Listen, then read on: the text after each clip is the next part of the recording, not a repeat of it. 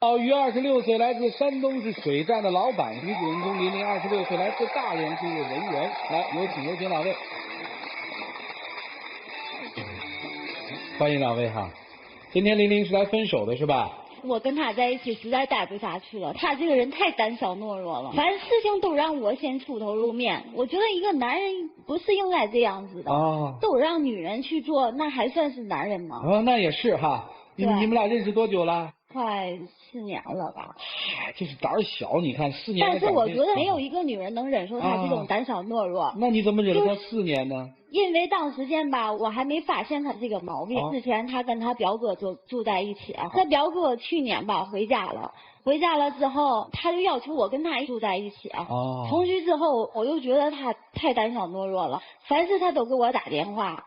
就像那次我出差跟老板在外面办事，那天停电了，他就不停的给我打电话，打了10多次电话。我问他你干嘛？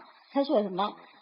我在家害怕那个电灯没电了。我担心你们路上回来太晚了。你担心我也不至于打那么多电话呀，你又不是女人。这个你们俩说的可是两回事啊。他说给你打电话是担心你，你说给你打电话是因为家里灯坏了他害怕，我们到底听谁的呢？你当时间是这么说担心我吗？你要实事求是啊。不是，两者都有嘛，也是停电家里确实是停电了，但我也是很担心嘛，那么晚不回家也没有电话然后我回家了之后，人说什么？你怎么这么晚才回来？还有吗？有很多事情。有一个男人会害怕一只小蟑螂，那么小一只蟑螂，然后吓得跑到床上去不下来，让我把那个蟑螂拿下去，他才下来吗？蟑螂有很多男人都害怕我一个害怕。他不是只害怕蟑螂你害怕蟑螂还不？那次我们一起去看电影，然后我就去看那个绣花鞋我跟他一起去，他死活都不去，我拽着他。我说人家情侣都天天看电影，然后咱偶尔看一次还不行他说什么？我不去。我说你去吧，然后拉着倒是去了。去了之后挺安静的，挺安静。然后呢，他突然来一句：“哎呀妈，吓死我了！”全场人都看他，恐怖片变成喜剧片了，你想想。然后我都无地自容了，你知道吗？我脸丢尽了是这么回事你说我是有点害怕看恐怖片，觉得吧有压抑。再说我小时候被那个，你看我8岁住校，初中生总是给我讲鬼故事什么末班车、特色灯。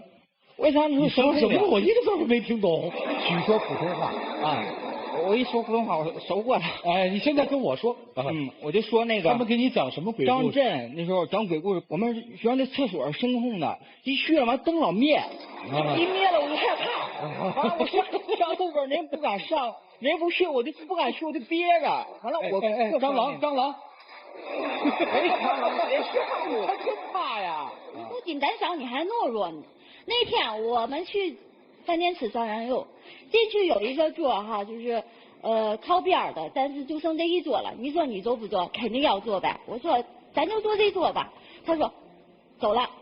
我说干嘛？然后走了，出去了之后我问他，我说你干嘛？就一桌了，你怎么不吃饭了？他说什么？你看人家那边上全是纹身的，吃完饭了打你一顿怎么办？我说你要这几个人喝多了。我说你要这样子，你说泡他们我不一定怎么着呢？我是为了安全。我跟他一起去逛街他在我右边走然后我说男人都应该在左边保护一下女孩子，呵护一下什么。他说什么？那边有车，我要上我怎么办？你真这样啊？我习惯右边走，完了我跟同学出门我都在右边了。那你就丢我到那边，我要被撞死怎么办？你告诉我你就认可我撞死，然后你保全你自己生命。还有一次更有意思，我们去同事去那个海南去旅游然后我们同事说去坐香蕉船吧，他说我不去，好不容易说来说去去了倒好，你知道吧？还不如不去了。我当时我头都大了，气死我了，你知道吗？真说还说一肚子火怎么的了？你猜？我猜我哪儿猜去呀？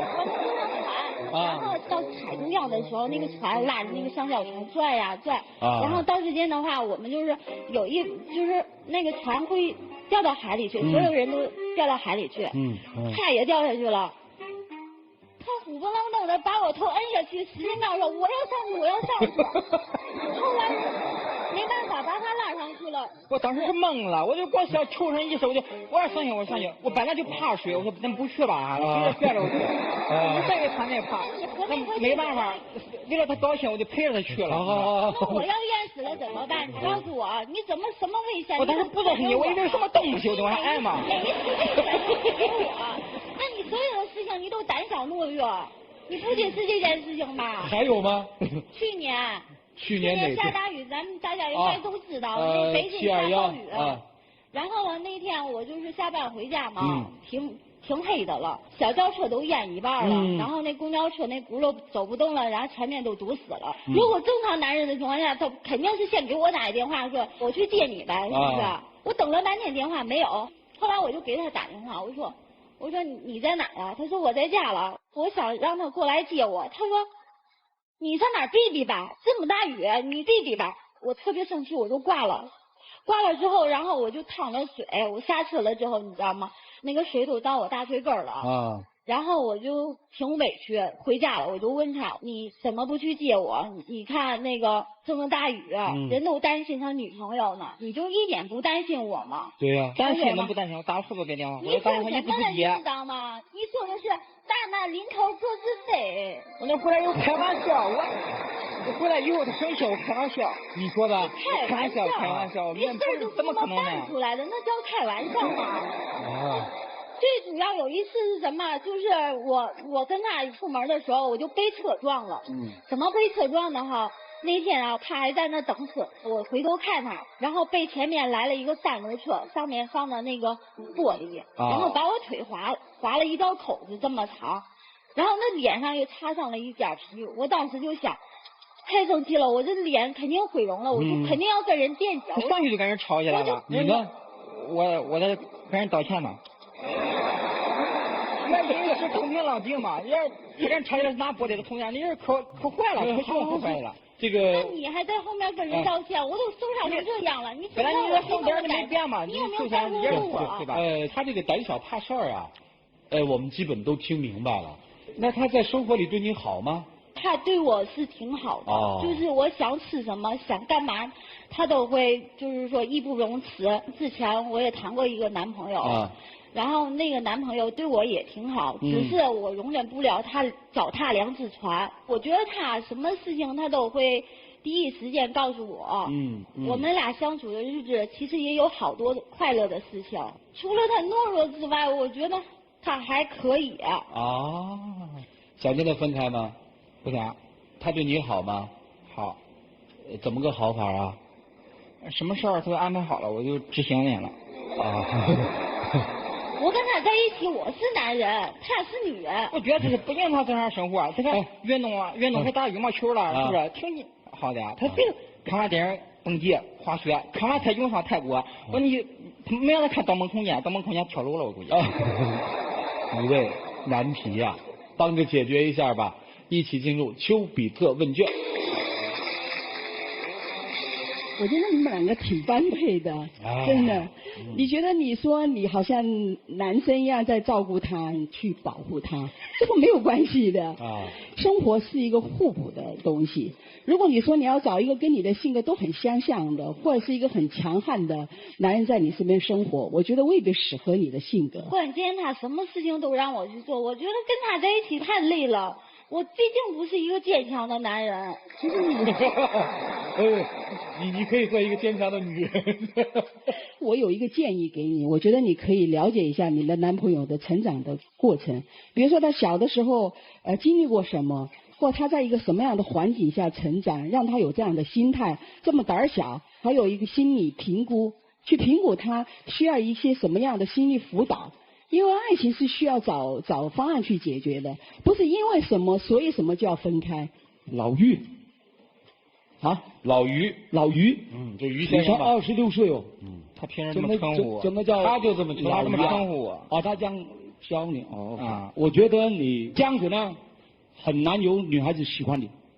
但我觉得我平时照顾挺好的。你觉得你挺好，00你想跟他过日子，他就觉得你不好。其实他说这些吧，我觉得也不是我真正的胆小吧，就是我比较爱惜生命。每个人都爱惜生命的，但是不是你这样爱惜你自己的生命？你太自私了。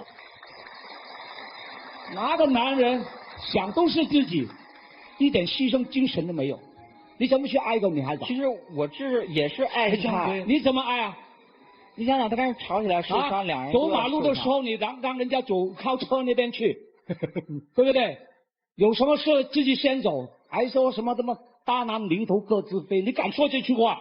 真的不是男人丢我们男人的脸，你把自己看得太重要了。其实没有什么这么大不了的，有什么风风雨雨挡在他面前，男人嘛，保护他。你把这个思想从你的思想里边，先要做个改变，真的，这对你一生里边都会有个非常好的将来。不然的话，你永远就躲在这里畏畏缩缩的，那不行的。男人，我们要勇气面对所有一切的困难。爷们就是爷们。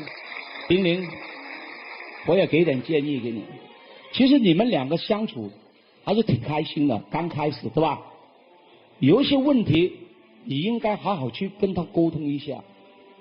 蟑螂那些有一些人与生俱来的恐惧，那你就别勉强他。我觉得你们应该往好的方向去跟他一起面对，慢慢栽培他的自信心。我觉得这是最重要，因为爱情不是一个人的事，所以为你们的爱情努力吧。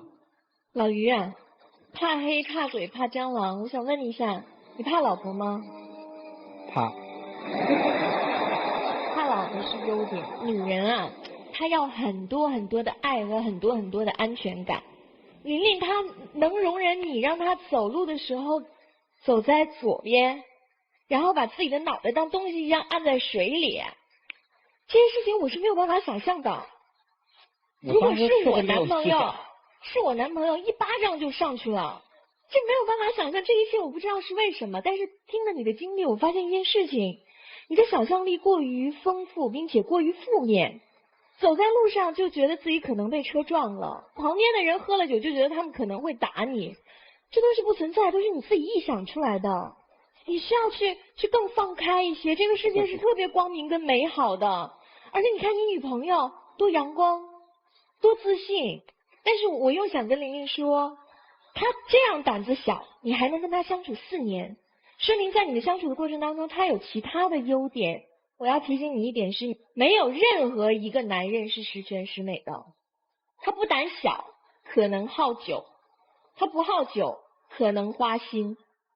所以不见得说你离开了老于，你就会寻找到你心目当中那个完美的男人。我们都觉得你们很般配，只要处理好这一个问题。所以老于，以后会不会让玲玲走在左边？我会努力的去改。老于啊，小时候有跟父亲生活在一起吗？跟母亲在一起。为什么要问这个呢？因为刚才吕大哥他们也提到这个问题啊，就是从小的生活状况。现在我们孩子往往身边有太多的女人，而只有太少的男人。你想一个孩子出来，奶奶、外婆、妈妈都围着他，接触了太多太多女性方面的指导，男性的指导只有父亲。如果父亲从小一直没有给他一个正确的指导，那他很可能就不能像那个吕大哥一样，那么具有阳刚之气。我觉得这个是从小培养出来的，这一点上我们不能太苛责他，确实是有原因的。是他们这样的一个配偶的关系，有专用名词叫女子汉和男姑娘。一个女人心里面有一颗强大的男人的心，一个男人心里面有一颗怯怯懦懦的林黛玉的心。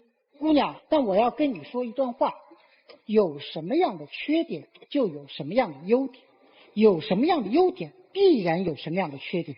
一个人因为他懦弱，所以他听你话呀，对不对？就因为他胆小怕事，所以不敢出轨呀。换一个男人非常的厉害，大男子主义，天天管你，你受得了吗？所以说有一利必有一弊，你得到了这样东西就必然失去那样东西。你要想一下，在生活里面你究竟是得到的多还是失去的多。刚才你说了他没发现他有什么优点，我相信这一次没发现优点不可能在一起相处4年。对，这个你要平心静气好好想一想。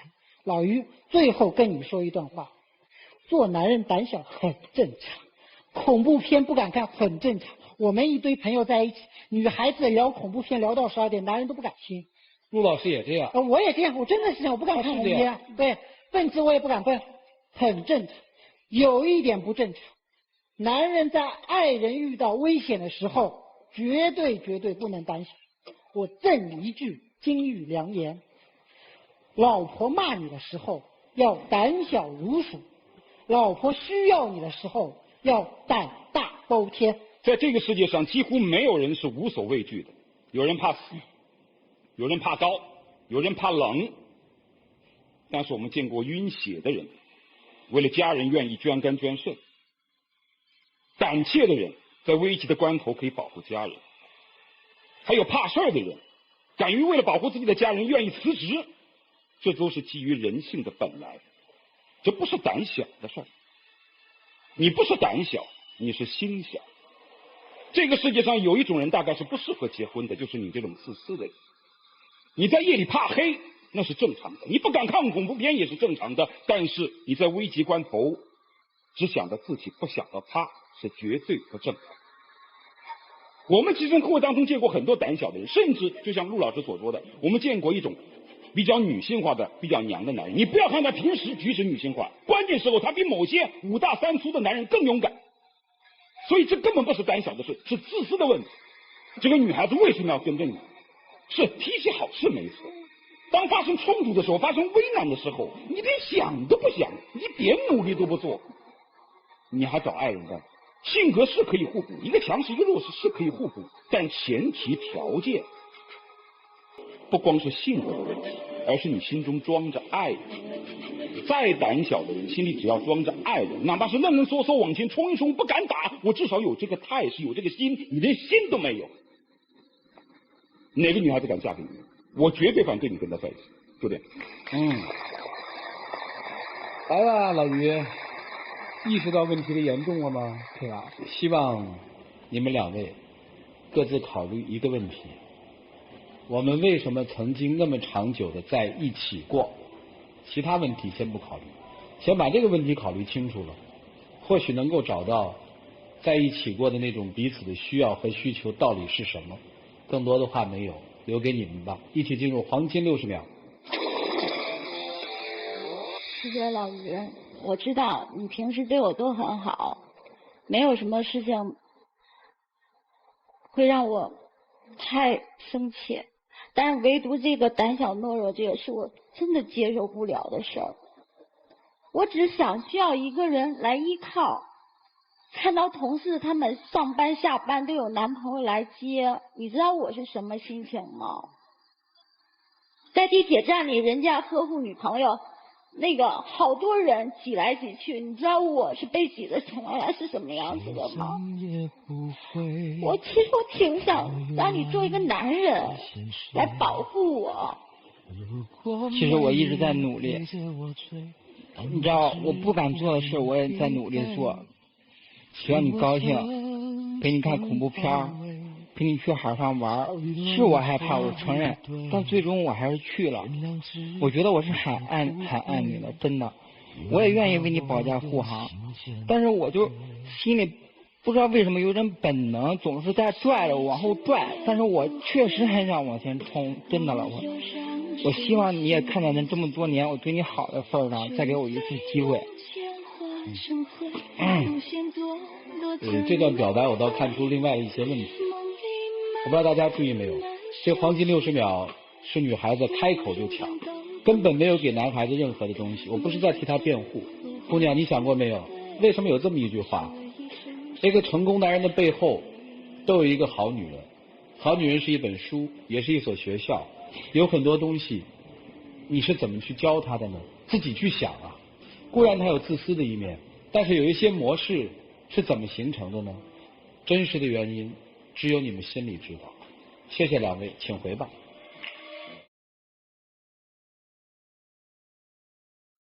来，请关门。各位拿起手里的表决器。如果您的女儿，如果你的姐姐或者妹妹，如果你的女性朋友就碰到这么一个男人，你们愿意她嫁给他吗？来，各位请选择。91.67%的观众朋友觉得，如果一个男人是这样的话，不会让自己的家人、亲人嫁给这个男人。你心里到底放了这个人有多少？这大概是大家在考虑爱的一个关键因素。接下来我们起数5个数，看看他们自己的选择吧。来，5、4、3、2、1，请开门。精彩节目稍后继续，精彩节目马上开始，请开门。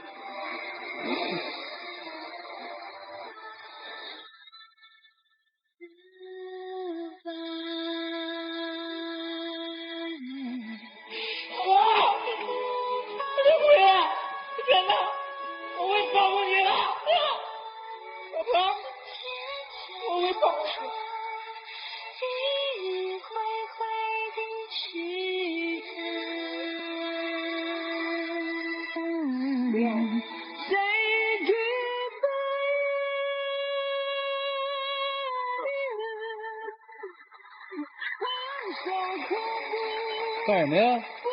不是人家要走，你拉人家干嘛呀？你得尊重人家的选择呀。怎么着？听你的，别走。还给他机会还是不给？不给。给我一次机会吧，我会改，我一直在努力。现在，人的一生当中，信任大概是只有一次，但人的勇气大概也是只有一次。每个人生活不像演电影。也许你保护你妻子这一辈子只有一次是至关重要。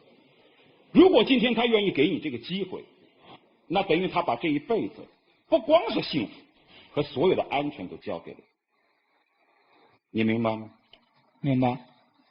你要赢回他的心，我是希望你好好检讨你自己，你做出改变，你有实际的行动以后，再向玲玲表示，让他在怎么评价你，那个我觉得比较公平一点。给机会吗？其实老师给我的点评我也考虑过了，因为之前我回家这段时间，我头年回家就没有回来，他一直给我打电话，我也没有接。我想我们俩就不可能了，也不想跟他在一起了，因为这样懦弱的人谁也不愿意跟他在一起。但是我刚才下去这一刻，我觉得他胆子又变大了。我觉得你以后要像这样子的情况下来呵护我，来保护我，什么事情都挡在我前面，我觉得我还是会考虑的。行，今天我也不让你求婚了，因为给机会只是看看，是吧？再看看吧。啊，再看看，你看，这么着呗，回去呗。以后出上事儿你就叫下边人，你知道吗？往哪边站？往哪边站？